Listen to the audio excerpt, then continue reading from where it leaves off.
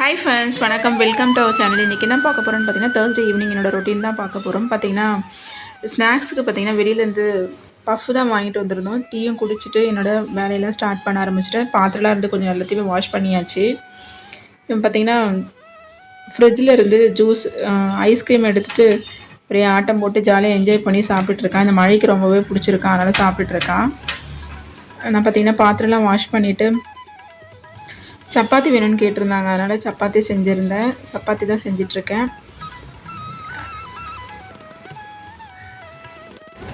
எனக்கு எப்பவுமே பார்த்திங்கன்னா நான் உட்காந்து சப்பாத்தி வந்து உருட்ட மாட்டேன். அது ரொம்ப எனக்கு லேட் ஆகிற மாதிரி இருக்கும். அதனால் நின்றுட்டே பார்த்திங்கன்னா ஒரு பக்கம் கேஸ் பற்ற வச்சுட்டு உருட்டி உருட்டி அதிலே போட்டு போட்டு எடுத்துருவேன். இப்படி தான் நான் பண்ணுவேன். நீங்கள் எப்படி பண்ணுவேன்னு சொல்லுங்கள். உட்காரும்போது பார்த்திங்கன்னா ரொம்ப நேரம் டைம் எடுக்கிற மாதிரி இருக்கும்.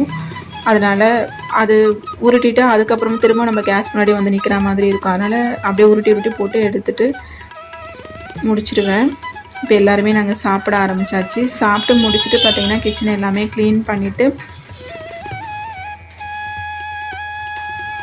கேஸ் அடுப்பும் எல்லாமே வாஷ் பண்ணி வச்சுட்டேன். அப்போ தான் நம்ம மறுநாள் காலையில் எழுந்து செய்யும்போது பார்த்திங்கன்னா ரொம்பவே ஃப்ரெஷ்ஷாக இருக்கும்,